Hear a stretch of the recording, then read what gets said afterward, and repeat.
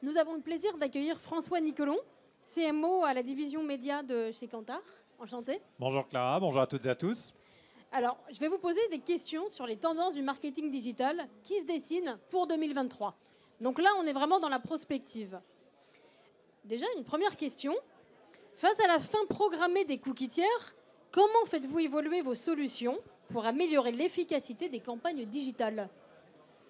Alors ça renvoie chez nous aux problématiques panel qui connaissent un net regain d'intérêt en ce moment et puis bien sûr au marketing contextuel qui revient en force.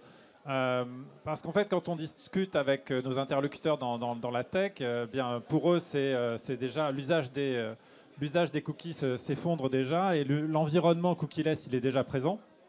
Et puis, on a des ID qui sont de moins en moins disponibles, une quantité d'ID de moins en moins disponibles. Et pourtant, nous, dans les mesures d'efficacité, quand on regarde la mesure d'efficacité des campagnes, en moyenne, on est à 7 fois plus d'impact quand la campagne s'adresse à un public réceptif. Donc 7 fois plus d'impact, il faut continuer à toucher des publics réceptifs.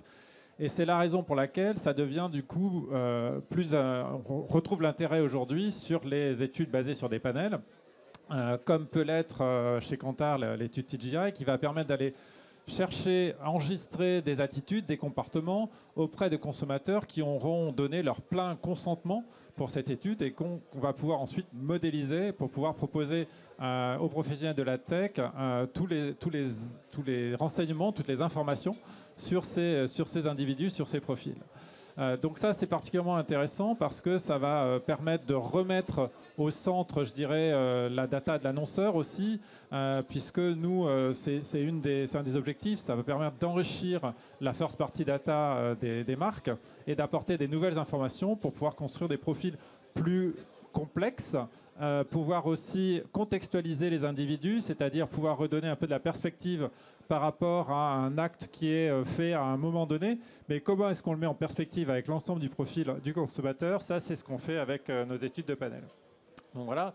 Et ce sont des études qui évoluent en permanence, puisque là, on vient de travailler sur l'application d'une géomodélisation, ce qui va permettre donc, ce qui permet déjà de construire sur des cibles géographiques, et on a un partenariat là-dessus avec AdSquare. Donc vraiment, ces études basées sur les panels, ça permet d'apporter une donnée complémentaire d'attitude de comportement avec des consommateurs qui ont donné leur plein consentement et qui va pouvoir se combiner avec la donnée propre des médias, la donnée propre des plateformes et bien sûr la donnée des annonceurs. D'accord, c'est très clair, merci beaucoup. Alors une deuxième question, on voit des actions de communication plus responsables, respectueuses de l'environnement. Mais alors comment convaincre les consommateurs de la sincérité de la démarche? Il y a toujours une sorte de soupçon de greenwashing, dont on a parlé ce matin d'ailleurs en plénière. Ouais, on en a parlé pas mal ce matin. Donc c'est vrai que réduire l'impact environnemental des campagnes et puis de la publicité en général et tendre vers la neutralité carbone, c'est vraiment un sujet pour l'ensemble de notre profession et tout le monde doit s'y attaquer. Alors c'est à la fois un sujet sur lequel il faut rentrer par les petites actions et puis un sujet sur lequel il faut mettre en avant. Ça va commencer, on vous attend en bas. Un sujet sur lequel... Ce qui va commencer, ce sont les ateliers. Donc, juste au-dessus, on a commencé un peu tôt là, je crois. Vous pourrez y boire, d'après lui. Continuer à y boire du café, très important pour tenir toute la journée. Oui. Et pour continuer d'écouter François. Voilà. Justement, alors comment communiquer autour de la RSE comme chantier durable? Alors à la fois mettre en avant les bonnes pratiques. Donc on vient de parler du marketing contextuel. C'est vrai qu'avoir une approche contextuelle, c'est à un moment donné faire le choix de moindre volume, mais d'adresser de manière plus qualitative les audiences et d'avoir ainsi des volumes plus ciblés. Ou des cas d'école très concrets. Ensuite, il y a des... C'est au premier étage que ça se passe, toute la matinée. On a une bonne sono. Alors là, si vous voulez continuer d'écouter. Ensuite, il y a toutes les initiatives qui sont apportées par l'ensemble des acteurs. Et ça, c'est vraiment des choses importantes. Je crois que nous, tous et toutes, il faut qu'on mette en avant ces initiatives. Donc il y a la commission dédiée de l'Alliance digitale avec l'IAB qui met en avant justement l'engagement des différents acteurs. Il y a le référentiel du SRI qui a été publié il y a 1 an et qui a permis d'identifier les leviers sur lesquels on peut travailler dans la publicité digitale pour justement rationaliser mieux notre impact environnemental. en commençant par le premier qui est évidemment mesurer son impact environnemental pour pouvoir faire son plan d'action et pouvoir construire ses progressions et voir sa progression. Et puis il y a également le plan climat qui a été préparé pour l'industrie publicitaire, le contrat climat, pardon, qui a été préparé pour l'ensemble de l'industrie publicitaire et qui est basé sur l'effort de toute la profession. Et qui permet donc d'aligner tous les acteurs sur les mêmes objectifs. Alors chez Kantar, ça se traduit comment? Nous mesurons l'ensemble des publicités qui sont reliées justement à la RSE. Aujourd'hui, c'est à peu près 11% des investissements publicitaires qui sont consacrés à des campagnes publicitaires dont on peut relier soit le message, soit le produit à la RSE. Et ce sont des analyses. 11%, c'est pas énorme, hein, c'est même pas un quart. Alors c'est petit à petit en progression. Les annonceurs s'engagent de plus en plus.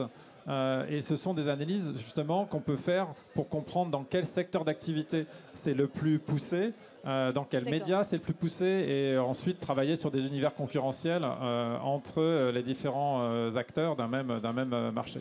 Et ça, aussi bien en valeur, en investissement, que dans la teneur du narratif publicitaire.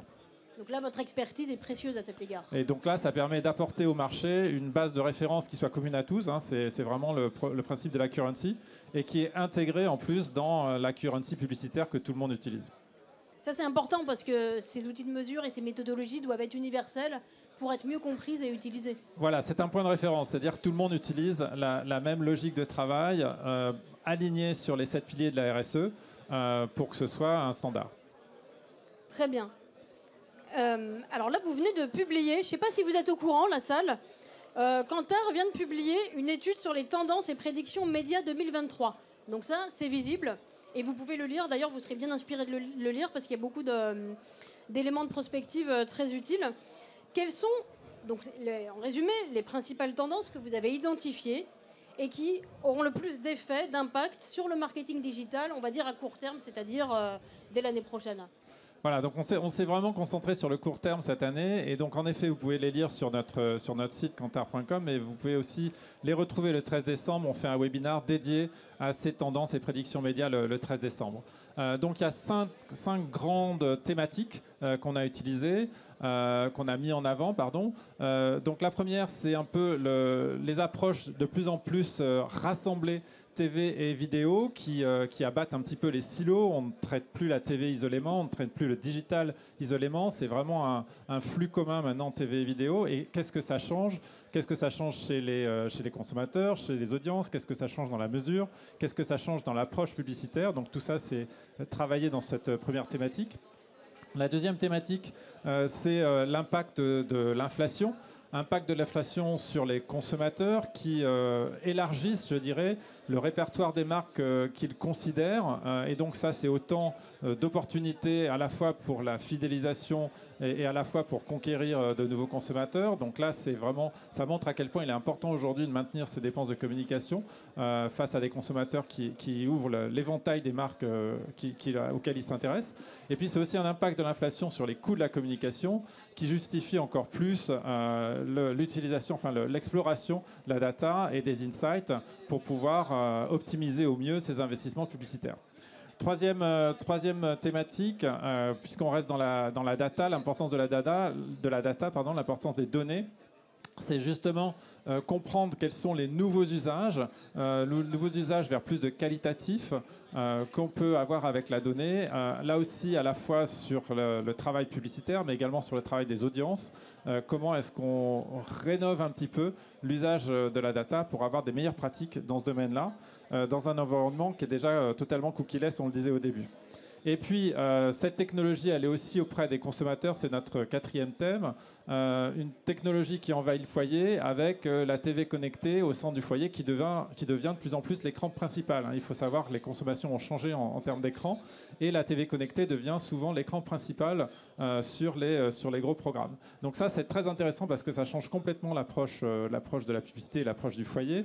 Et ça va sans doute nous permettre d'assister à une révolution marketing autour de la télévision, comme on a pu connaître la révolution marketing du smartphone, mais cette fois avec cet écran principal du foyer qui est devenu complètement connecté et interactif et sur lequel on va avoir des innovations marketing énormes.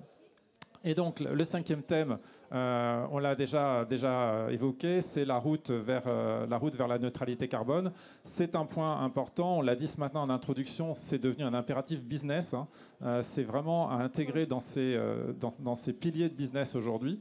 Et donc là, on a repris un petit peu tous les éléments qui montrent comment est-ce que les entreprises peuvent mieux expliquer aux consommateurs leur route vers la neutralité carbone, le net zéro des Anglais, et aussi comment les différents types de langage et de narratifs peuvent être bien reçus ou mal reçus par les consommateurs, donc en démontrant dans nos analyses que la culpabilisation ne sert à rien, qu'il vaut mieux être constructif dans les messages, et donc en expliquant tout ça dans cette dernière tendance. Voilà, donc ces tendances, le 13 décembre en webinaire chez Kantar. Merci beaucoup, je vous invite à les découvrir, parce qu'à mon avis, ces tendances vont rester comme plusieurs années actives, en quelque sorte, et merci de nous les avoir déjà éclairées. Merci beaucoup, Clara, et merci à toutes et à tous.